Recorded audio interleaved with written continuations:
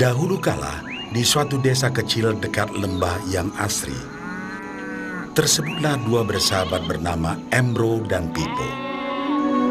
Mereka adalah tipe pemuda yang berambisi untuk menjadi orang terkaya di desanya. Mereka kerap membicarakan impian dan ambisi mereka itu akan kekayaan, kehidupan, dan gaya hidup yang ingin mereka miliki nantinya.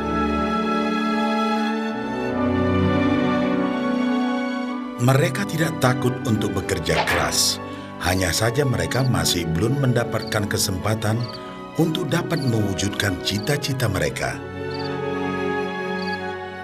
Tanpa putus asa, mereka terus mencari dan mencoba gagasan-gagasan baru untuk mendapatkan kesempatan tersebut.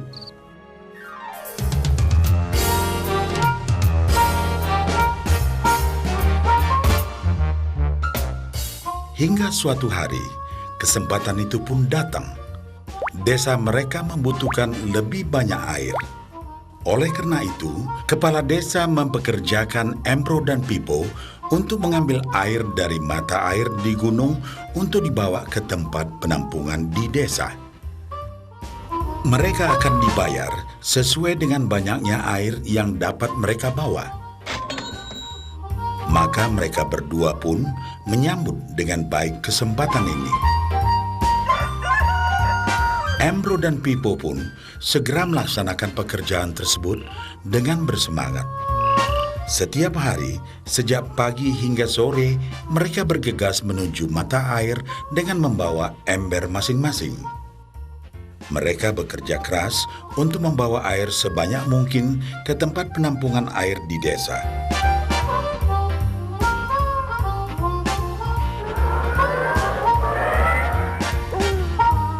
Menjelang sore hari, mereka pun pulang dengan membawa upah dari hasil jerih payah mereka hari itu. Embro merasa puas sekali dengan pekerjaannya itu dan besarnya upah yang ia dapatkan.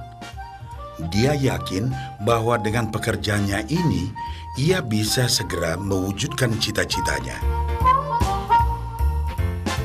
Bahkan untuk menambah penghasilannya, Embro membuat ember yang lebih besar agar dapat lebih banyak membawa air. Embro yakin dengan penghasilannya sebesar itu, tak lama lagi ia bisa segera membeli sapi dan memiliki gubuk baru yang ia idam-idamkan.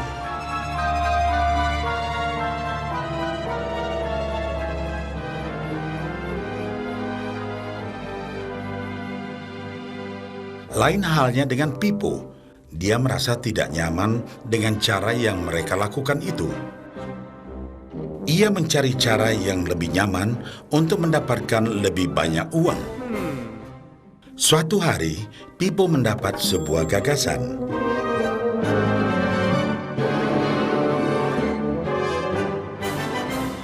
Ia berniat membangun sebuah saluran pipa yang akan mengalirkan air dari mata air langsung ke tempat penampungan air di desa. Dengan saluran pipa tersebut, ia akan mendapat lebih banyak air tanpa perlu lagi membawa ember ke mata air. Ia sangat antusias dengan gagasannya ini. Pipo pun mulai menceritakan gagasannya ini kepada Embro dan mengajaknya bekerja sama. Tetapi Embro tidak sependapat. Ia bahkan mentertawakan gagasan Pipo tersebut karena merasa dirinya mampu mendapatkan lebih banyak uang. Embro pun lebih sering lagi mengambil air dengan ember dan bahkan menggunakan ember yang lebih besar agar dapat membawa lebih banyak air ke desanya. Dengan cara ini, Embro yakin penghasilannya akan meningkat.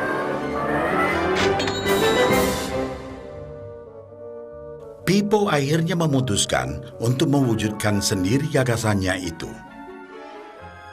Dia mengerti bahwa tidaklah mudah untuk membangun dan menyelesaikan saluran pipa tersebut. Dibutuhkan beberapa tahun untuk bisa menyelesaikan dan menikmati hasilnya. Namun tekadnya telah bulat.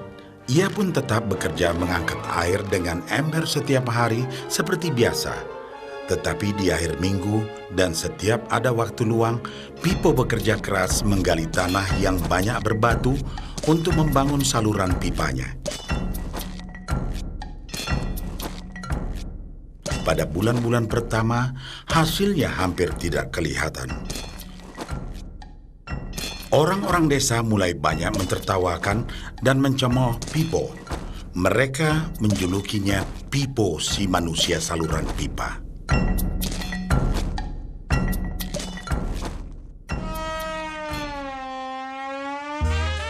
Sementara itu, penghasilan Embro telah meningkat 2 kali lipat. Ia sudah berhasil membeli sapi dan memiliki gubuk baru yang lebih besar. Gaya hidupnya pun sudah mulai berubah.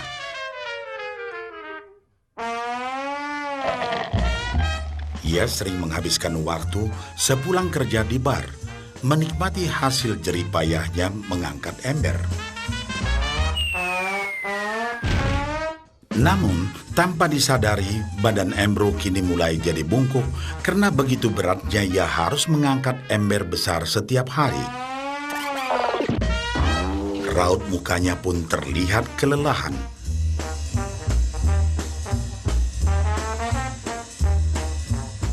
Semakin hari, semakin sedikit air yang dapat dibawanya karena tenaganya berkurang seiring bertambahnya usia.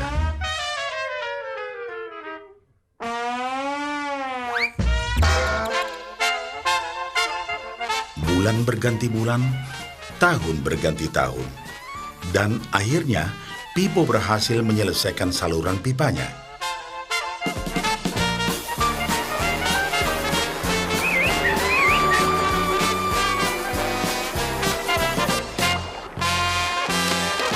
Kini, tanpa perlu bersusah payah mengangkat ember, Pipo akan mendapat lebih banyak uang berkat air yang terus mengalir memenuhi tong-tong air di tempat penampungan. Air terus mengalir tanpa henti, bahkan saat ia tidur, makan, ataupun saat pergi berlibur. Pipo pun puas dan bangga. Berkat tekad dan kerja keras, kini penghasilannya pun mengalir tiada henti, seiring aliran air di saluran pipanya.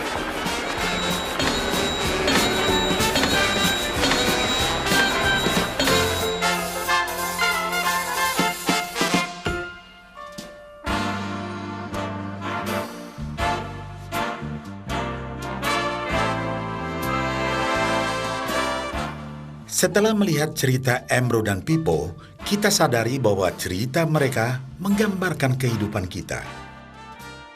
Pekerjaan yang dilakukan mereka melambangkan apa yang dilakukan kebanyakan orang dalam mendapatkan penghasilan.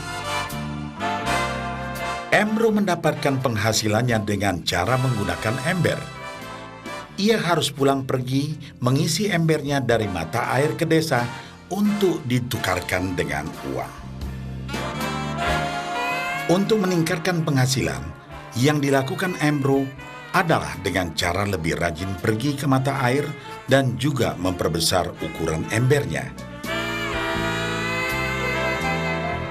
Dalam kehidupan yang nyata, sangatlah normal kalau kita ingin meningkatkan penghasilan, kita harus bekerja lebih keras.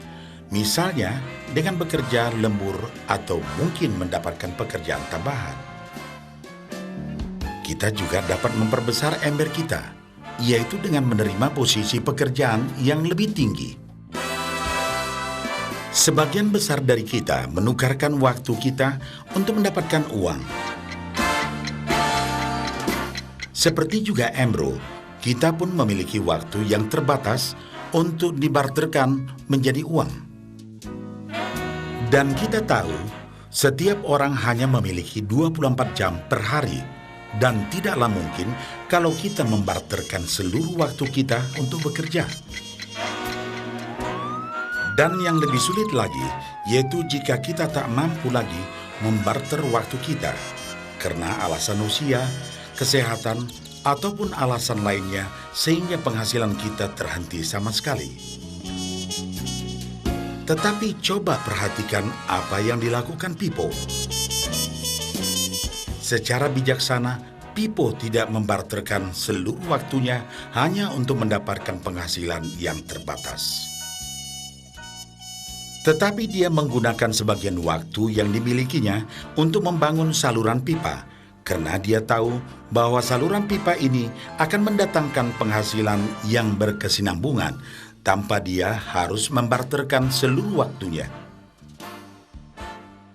Dia tahu bahwa suatu hari nanti, mungkin karena alasan usia atau kesehatan, dia akan tidak dapat lagi membarterkan waktunya dengan uang.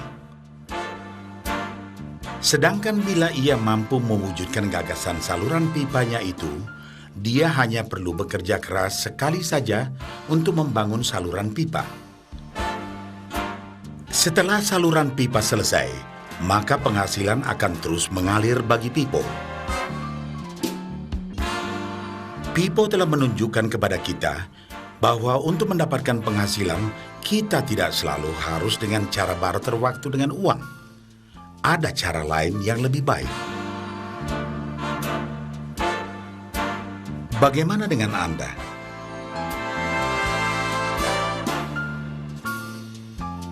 Apakah Anda masih seperti Embro yang membarterkan waktu Anda untuk mendapatkan penghasilan? Atau Anda ingin mengikuti jejak Pipo dengan mulai membangun saluran pipa untuk mendapatkan penghasilan yang berkesinambungan?